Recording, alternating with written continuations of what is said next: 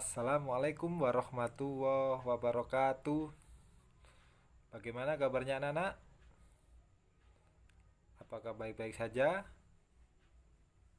Alhamdulillah, kita berjumpa lagi dalam pembelajaran pendidikan jasmani, olahraga, dan kesehatan. Jadi untuk pembelajaran hari ini kita laksanakan melalui daring dan dilakukan di rumah. Setelah sekian lama kita tidak berjumpa, apakah anak-anak masih ingat dengan saya? Kalau ya ada yang belum ingat atau ada yang lupa, saya perkenalkan lagi, nama saya Ustadz Aziz, mengajar pendidikan jasmani, olahraga, dan kesehatan atau yang biasa disingkat PJOK. Baik, sebelum pembelajaran kita mulai, mari kita berdoa agar diberi kelancaran dalam pembelajaran hari ini.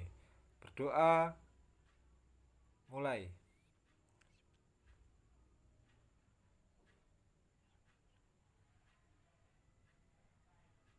Berdoa, selesai. Baik, untuk pembelajaran hari ini kita akan membahas tentang gerak dasar. Jadi, apakah ada yang masih ingat apa sih gerak dasar itu? Baik, jadi gerak dasar adalah bentuk gerakan-gerakan sederhana yang bisa dilakukan baik hanya sekali maupun berkali-kali. Gerak bisa maju dan juga bisa mundur, dan bisa ke samping kanan dan samping kiri. Gerak juga bisa naik dan bisa turun. Gerak dasar biasa dilakukan dalam kegiatan sehari-hari. Ya, selanjutnya ada gerak lokomotor. Ada yang masih ingat nggak? Gerak lokomotor itu apa? Pada waktu kelas 1 dan pada waktu kelas 2 saya sudah pernah menerangkan bahwa gerak lokomotor adalah gerakan yang berpindah tempat. Ada beberapa contohnya. Yang pertama ada jalan, ada lari, dan ada lompat. Gerak lokomotor dapat dikombinasikan dalam bentuk berbagai permainan atau berbagai gerakan. Contohnya nanti ada beberapa contoh nanti gerakan kombinasi gerak lokomotor. Kombinasi artinya apa? Anak-anak, kombinasi artinya menggabungkan beberapa gerakan atau gerak. Selanjutnya ada gerak dasar jalan. Ada jalan ke depan dan ke belakang. Ada jalan ke samping kanan dan kiri. Ada jalan berbelok-belok. Selanjutnya anak-anak ada gerak dasar lari. Ada lari ke depan. Ada lari bolak-balik. Ada lari zigzag. Dan yang terakhir ada gerak dasar lompat. Ada lompat katak. Ada lompat melewati lingkaran. Dan yang terakhir ada lompat pada permainan engklek atau tapak gunung. Baik, selanjutnya ada beberapa contoh gerakan. Yang pertama contoh gerak jalan. Ya, seperti ini ada gerak jalan ke depan atau jalan biasa.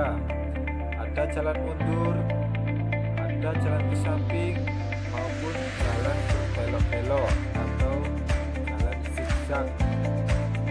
Selanjutnya lagi ada gerak lari.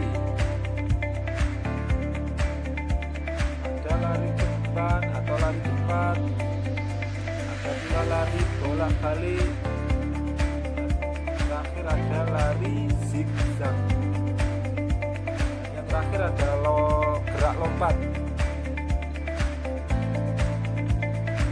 lompat kata, ada lompat melewati rintangan atau melewati lingkaran, dan yang terakhir adalah lompat engklek atau lompat yang dilakukan pada waktu permainan tapak gunung atau engklek. Baik, selanjutnya ada beberapa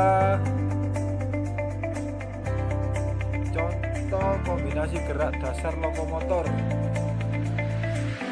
Ya, baik, itu ada gerakan jalan, lari, dan lompat. Gerakannya dijadikan satu atau dikombinasi antara gerak jalan, gerak lari, dan gerak lompat. Selanjutnya ada gerak lari sambil memindahkan benda, anak-anak. Jadi seperti itu ya, larinya sambil mengambil benda, pindahkan dari tempat yang satu ke tempat yang lainnya.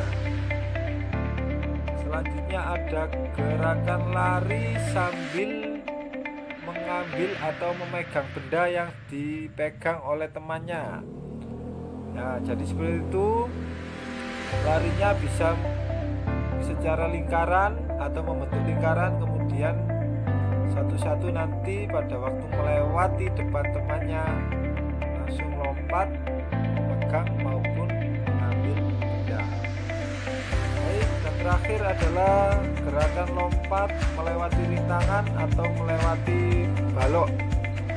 Jadi nanti itu gerakannya dilakukan satu-satu, anak-anak ya. Jadi satu persatu nanti melewati, ada beberapa balok dilewati seperti gambar tersebut. Baik, terima kasih. Pelajaran hari ini telah usai atau telah selesai. Terakhir, saya berpesan kepada anak-anak tetap jaga kesehatan meskipun kita belajar dari rumah. Lebih baiknya lagi, jangan lupa tetap melakukan aktivitas olahraga di rumah dengan protokol kesehatan yang disarankan oleh ustadz-ustadzah yang ada di sekolah. Baik, terima kasih atas perhatiannya.